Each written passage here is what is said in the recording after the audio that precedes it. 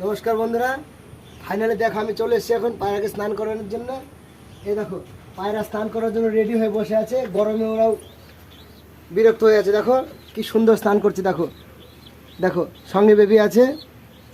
এই দেখো দেখো বন্ধুরা স্নান করছি, ওরা দেখো স্নান করে খুব আনন্দিত।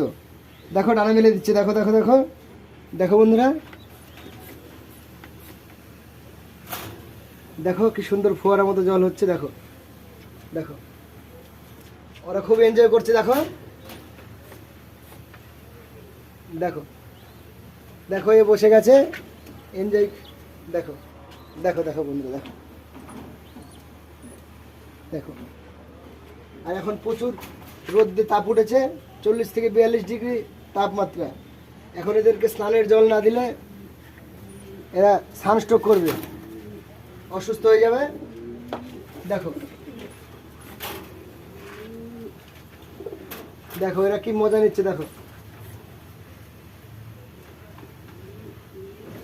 দেখো বন্ধুরা, দেখো স্নান করার জন্য রেডি। দেখো এরা বসে গেছে, দেখো এনজয় করছে একদম পুরো। এই দেখো বসে গেছে, দেখো। ঠিক আছে বন্ধুরা, যদি ভিডিওটা ভালো লাগে একটু কমেন্ট করে জানিও।